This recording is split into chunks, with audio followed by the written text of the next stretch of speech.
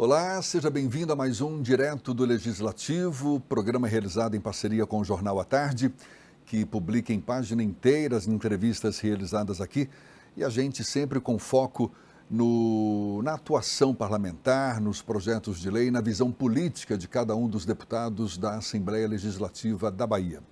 Neste programa, nosso convidado, deputado Samuel Júnior, do PDT, a quem já dou as nossas boas-vindas. Um prazer tê-lo aqui conosco. Seja bem-vindo. Eu é que agradeço a você, Jefferson, a toda a equipe aqui da TV Alba, lógico também a parceria com o Jornal à Tarde. Estamos aqui à inteira disposição.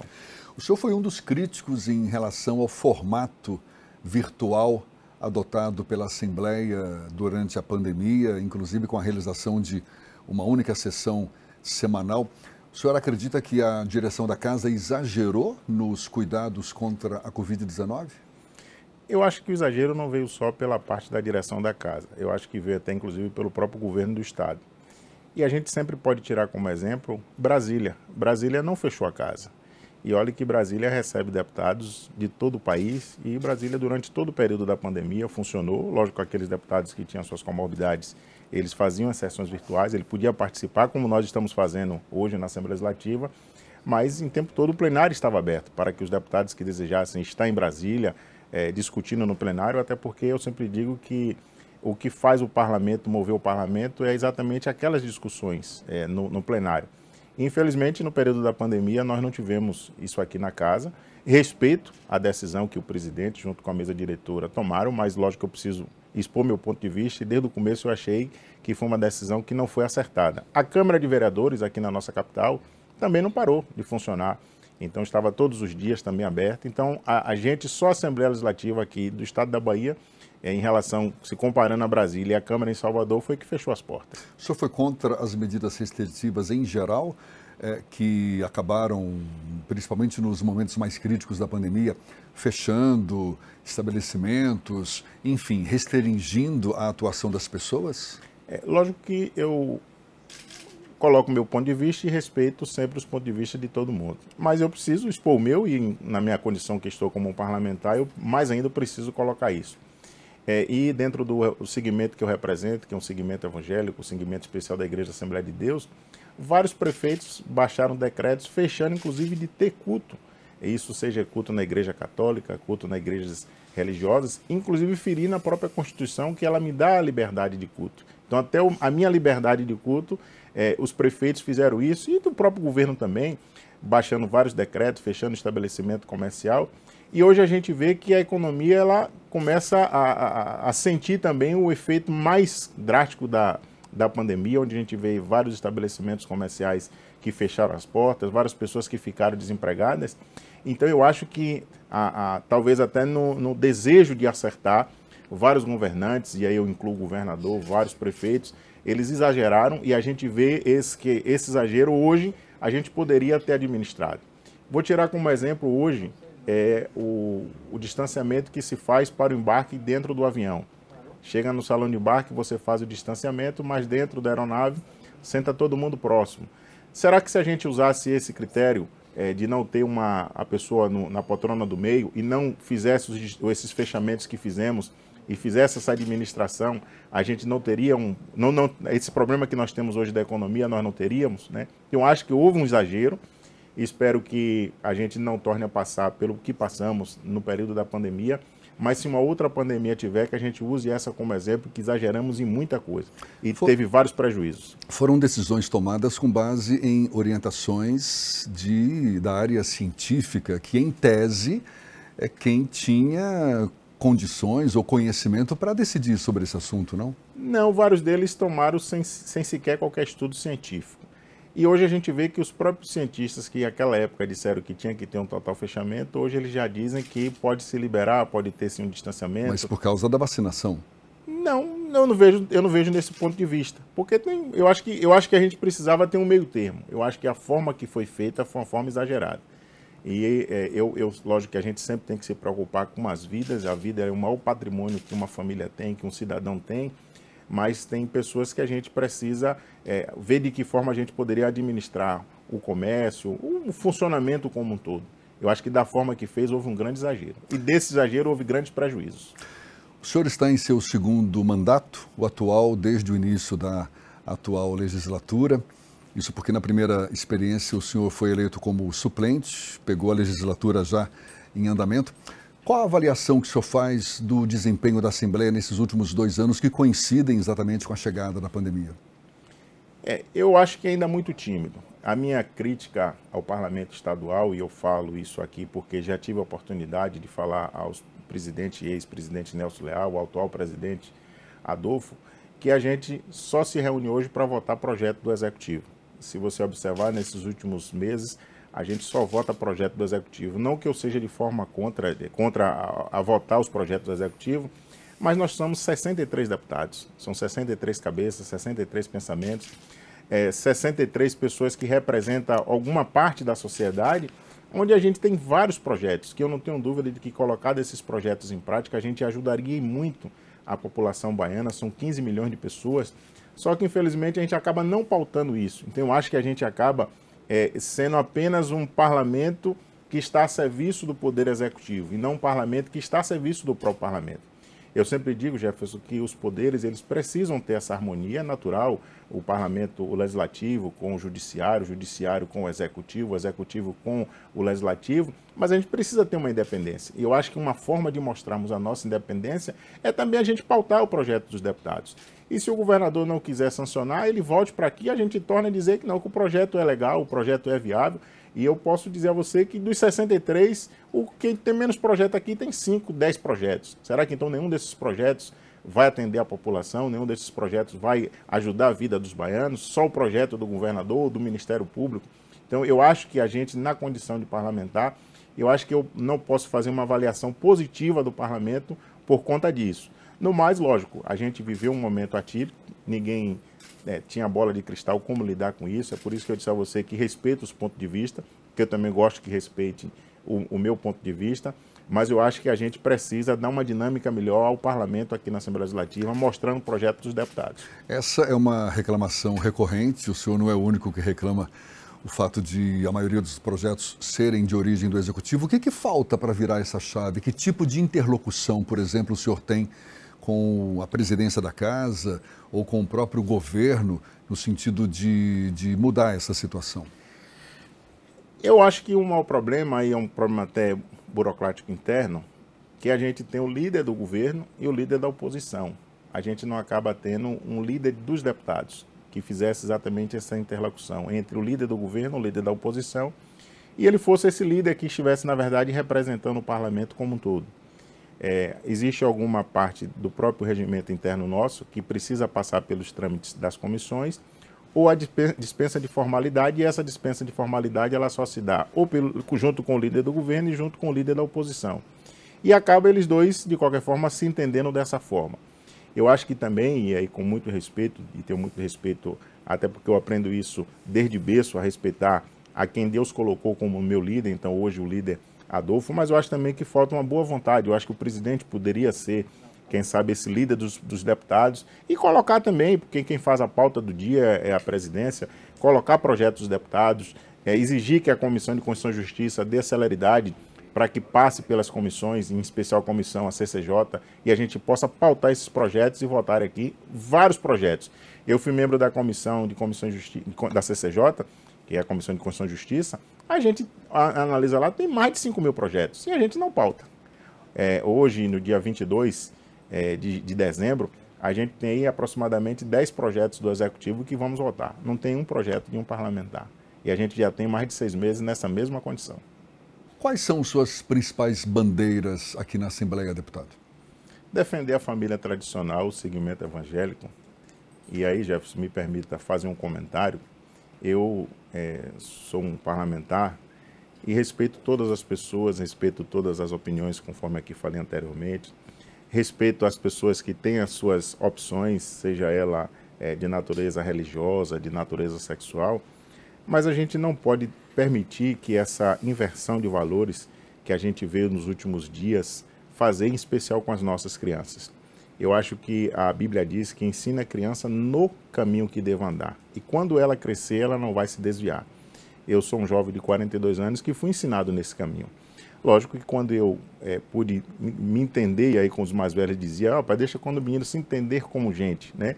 Então eu acho que quando ele tiver essa maturidade de ele ter a sua opção religiosa, a sua opção sexual, que ela siga seu fluxo. Mas hoje o que a gente vê é uma invenção de valores. E a gente, como parlamentar, lógico que a maioria dos projetos ele vem de Brasília, mas a gente não pode ficar de braço cruzado. Então eu acho que a minha principal bandeira aqui como parlamentar é defender esses valores. E, lógico, defender o segmento ao qual eu represento, que é o segmento evangélico. Eu sou membro da Igreja Assembleia de Deus há 42 anos que participo dessa igreja. Eu sempre digo que um homem que sou hoje, eu agradeço a Deus e a minha Igreja Assembleia de Deus. Inclusive, não faz muito tempo, o senhor criticou em suas redes sociais a publicação de uma história em quadrinho em que o super-homem aparece como bissexual. Como é que o senhor avalia o entendimento de que uma postura como essa representa discriminação ou preconceito contra quem tem uma opção de gênero diferente dessa família tradicional? A minha crítica foi aqui que eu comentei há pouco. Se a pessoa tem sua opção, deixa ela ter quando amadurecer.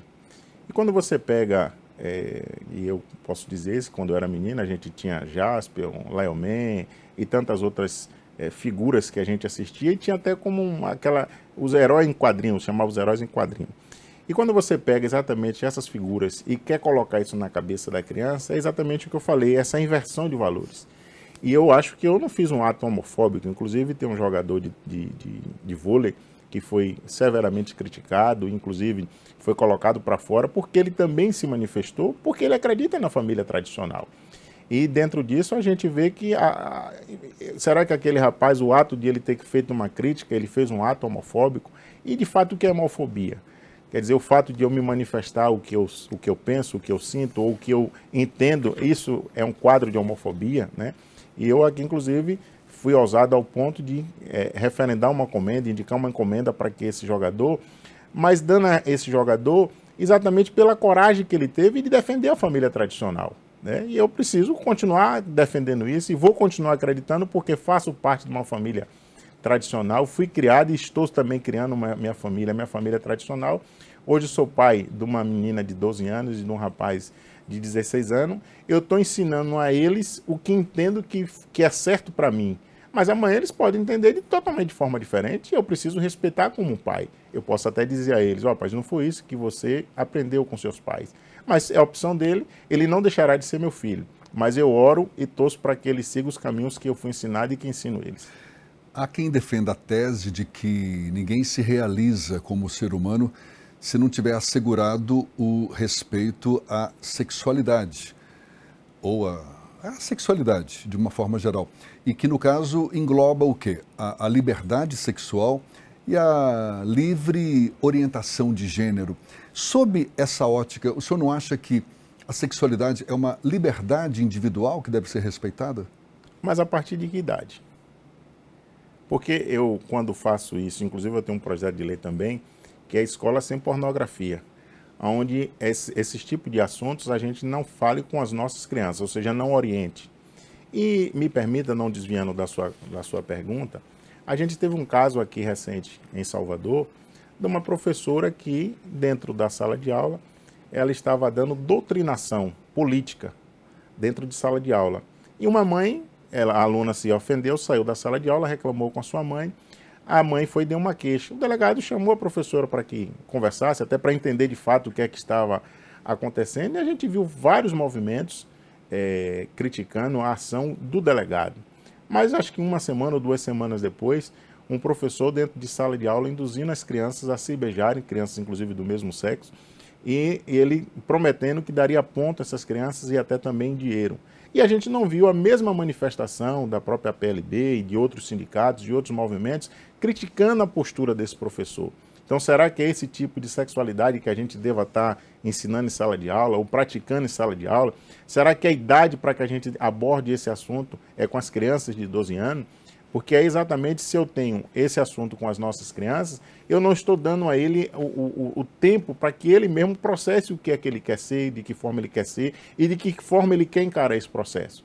Então, acho que é essa inversão que a gente precisa tomar muito cuidado.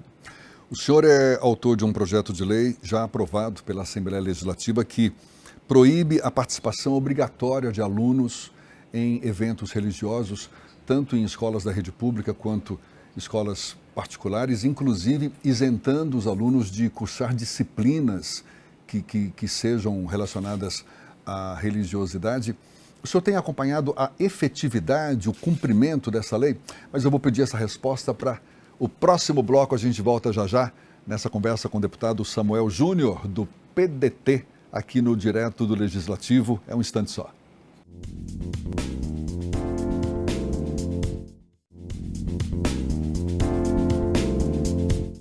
Já estamos de volta com o Direto do Legislativo. Nosso convidado, o deputado Samuel Júnior, do PDT. Eu deixei suspensa no ar uma pergunta sobre seu projeto de lei já aprovado pela Assembleia Legislativa que proíbe participação obrigatória de alunos de escolas em geral em eventos religiosos. Qual a efetividade dessa lei, deputado? Primeiro, Jefferson, só dar uma explicação.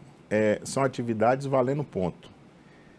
Na verdade, eu fui procurado por uma mãe de um aluno, que inclusive é da minha igreja, da igreja a qual faço parte, questionando porque o seu filho estava sendo obrigado a participar de uma atividade extracurricular e essa atividade valia ponto e é exatamente uma atividade de cunho religioso. E ela estava vendo que aquela atividade feria os seus princípios evangélicos, seus princípios religiosos. E aí foi exatamente que me despertou e criamos esse projeto. Graças a Deus, entre tantos projetos que tenho como parlamentar e outros colegas aqui têm, esse projeto foi aprovado. E esse projeto exatamente proíbe que o professor obrigue as crianças, obrigue o aluno, tanto da rede pública quanto também da rede particular, faça esse tipo de atividade valendo ponto. E se o professor quiser fazer essa atividade, que aquele aluno que não quiser ou que não puder participar, exatamente porque fere seus princípios religiosos, a professora faça um outro tipo de atividade também para que o aluno não seja penalizado.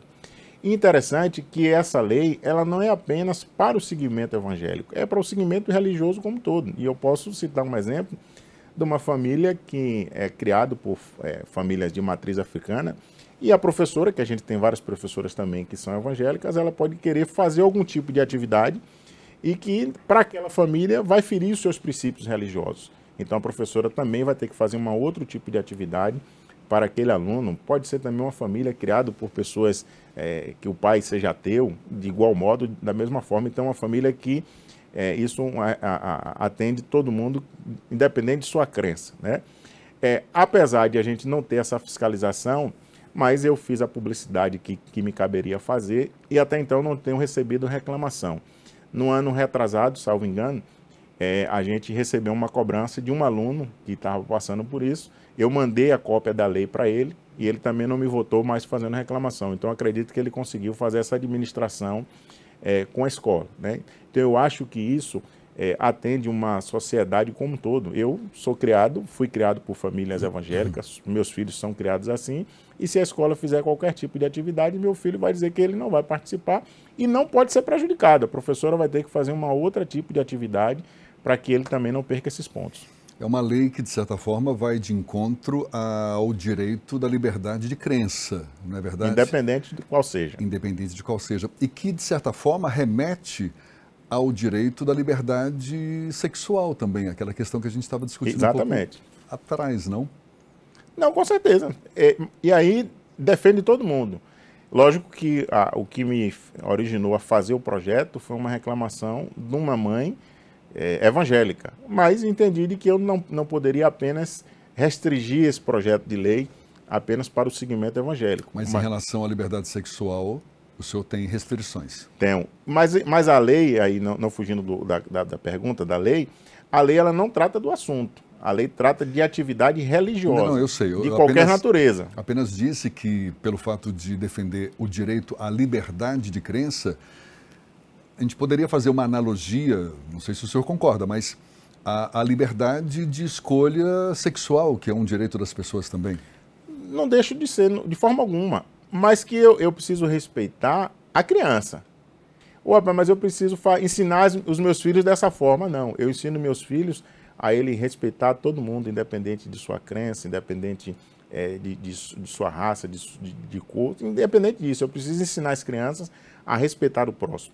Eu, por exemplo, fui criado pedindo bênção aos mais velhos. E os mais velhos a gente chamava de tio, independente de ser parente ou não. Quer dizer, mas hoje a gente já não vê esse mesmo cuidado com as nossas crianças de hoje. Quer dizer, hoje até os próprios filhos chamam o pai de você, não tem esse tratamento. Lá em casa, graças a Deus, até hoje, meus meninos não pedem a bênção quando acorda ou quando vai dormir, porque essa foi a criação que eu tive. Então, assim, será que esses valores a gente tem que jogar ele fora? Esse respeito que a gente tinha ao próximo. Me lembro que na rua que morava, eu fui criado ali no São Caetano, a gente tinha os vizinhos como tio, né? Ali todo mundo era como se fosse uma família. Então, quer dizer, então essa falta de respeito, eu acho que a gente precisa resgatar isso e ensinar esses valores aos nossos filhos, às nossas crianças, a essa geração. Amanhã, o menino quer seguir sua vida de uma forma diferente, ele foi ensinado o caminho do bem, ele foi ensinado o que é correto. Sobre política, deputado, o senhor não se considera um bolsonarista, mas defende o governo Bolsonaro, inclusive uma posição que provocou um mal-estar dentro do PDT, que é o seu partido, que em tese é contra o governo federal. Como é que o senhor explica melhor essa situação? Primeiro, eu sempre digo, Beltrão, que hoje o que o Bolsonaro defende como presidente é coisa que nós sempre defendemos como evangélico. Lógico que tem alguma coisa que eu acho que ele exagera um pouco, mas em tese, os princípios que Bolsonaro defende são os princípios que a igreja sempre defendeu. Lógico que hoje, na posição que ele está, isso acaba tendo um efeito muito maior da linha de sua defesa. E quando eu digo que eu não sou bolsonarista, é porque eu não sigo Bolsonaro cegamente. O que é discordar de Bolsonaro, eu falo e discordo com muita tranquilidade. Mas eu acho que o Bolsonaro hoje, às vezes ele peca um pouquinho, que ele acaba exagerando um pouquinho no que fala, mas a gente pode fazer uma avaliação do governo Bolsonaro, apesar de que eu vejo várias pesquisas, em especial dentro do segmento a qual eu represento, o segmento evangélico, eu posso lhe assegurar que 80% avalia como bem ou como bom o governo de Bolsonaro. Tem suas falhas? Tem, como todo governo tem. A gente, se limitarmos aqui ao nosso estado da Bahia, e eu tenho a oportunidade de percorrer todo esse estado, são 15 milhões de habitantes, dimensão territorial de um país, né? Quer dizer, por melhor que seja um governador, nunca o benefício do governo vai chegar naquela ponta. E várias pessoas vão discordar, e é natural, isso faz parte do processo democrático. Mas eu defendo o governo Bolsonaro, eu acho que a gente precisa ainda dar oportunidade a ele para governar por mais uma legislatura, né? E aí eu volto a dizer, não sou bolsonarista, mas sou Bolsonaro. Quais são os principais méritos e deméritos do governo Bolsonaro? O demérito, eu acho que ele fala demais. Eu acho que é um exagero, às vezes, dele de falar. Se você observar no período da pandemia, no começo, quando ele parava ali no cercadinho, como eles chamam, em Brasília, e aí, quando ele, naquelas entrevistas que ele dava, ele é um camarada que a gente pode observar que é muito sanguíneo, as pessoas que ali ficavam já fazia para atiçar e ele acabava respondendo alguma coisa que eu acho que não cabia como presidente. Alguém pode até dizer, mas ele foi eleito dessa forma. Mas uma coisa é você estar no palanque como presidente e outra coisa é você estar munido como presidente da República. Ele é a maior autoridade do nosso país. Eu acho que não tem fala que não cabe ao presidente, mas respeito a posição dele. E eu acho que o maior mérito do governo Bolsonaro é, pelo menos até então, a gente não ter nenhuma prova de corrupção dentro do seu governo. Tem pessoas que podem ter feito qualquer tipo de armação, pode. A gente aqui na Assembleia Legislativa posso ter 10 ou 15 ou 20 assessores e nem sempre a gente consegue fiscalizar todas as ações dos 20, né? Imagine um universo que é a máquina pública nacional. Então pode-se ter, mas a gente não tem nenhuma comprovação dentro do seu governo de corrupção. Então eu acho que isso já é um grande avanço. Infelizmente, isso não era para ser um fato positivo, até porque eu sempre digo, eu fui criado, para meu pai sempre me dizia assim, seja homem, se você não pode cumprir, não acorde, mas se você acordar, cumpra. Então, infelizmente, nos dias que nós vivemos hoje, a pessoa ser um cidadão de bem passa a ser uma grande coisa, onde era para ser um processo muito natural, né? Em especial na máquina pública. Então, acho que essa é a maior virtude do governo Bolsonaro. Como é que o senhor avalia a influência religiosa no governo Bolsonaro, especialmente evangélica, a ponto de o Planalto definir regras de comportamento e até escolha de cargos públicos com base em critérios religiosos? Primeiro, a vantagem de você ter um critério religioso é que dificilmente você vai encontrar um cristão, verdadeiro cristão, que seja malandro, que seja tretoso, que ele primeiro é orientado pela Bíblia a devolver a César o que é de César e ser correto. Isso é um ensinamento que toda igreja, todo segmento evangélico dá. Segundo, foi o que eu lhe disse há pouco, que as pautas, algumas pautas que o governo Bolsonaro defende, são pautas que a igreja sempre defendeu. Então acabou se identificando com essas pautas. Segundo, que o governo Bolsonaro foi o governo que abriu as portas para esse segmento. Hoje nós temos, acho que 4 ministros que são evangélicos, né? E, lógico, ministros independentes de ele ser evangélico, mas são ministros que também têm sua função técnica. Então a gente percebeu que nesse governo, nós como segmento evangélico, fomos mais valorizados. E é natural essa reciprocidade. Mas o governo Bolsonaro, em tese, governa para todo o Brasil, que não é eminentemente evangélico. Nós temos aproximadamente 20 ministérios, se tem 4 ministros que são evangélicos, e eu estou dizendo, o critério exclusivo não foi o fato dele ser evangélico. Ele é evangélico e preencheu o quadro técnico. Não foi só eu pegar a pessoa e dizer, pai, você porque é crente, você vai ser ministro, seja lá de que for. A gente tem um exemplo agora da indicação do ministro André Mendonça, que é evangélico, mas é um camarada que tem sua qualificação, né? Ele veio ocupou várias atividades no governo federal como advogado, como jurista, foi secretário, ministro de Justiça, então, ou seja, é uma pessoa qualificada, mas é evangélico. Então, o fato de ele ser evangélico passaria a ser um desmérito, né? Então, essa abertura que o governo Bolsonaro deu ao segmento evangélico, a gente se sente representado, a gente estamos tendo o nosso espaço. Então, nada mais justo também de existir essa reciprocidade do evangélico com o governo Bolsonaro. O senhor se considera um estranho no ninho dentro do PDT? Eu acho que é mais ou menos o seguinte, aquele casamento que foi para aquele momento. Eu fui convidado para estar no PDT, eu tenho um parceiro que é o deputado federal hoje, Alex Santana, nós fomos convidados juntos para estar no PDT.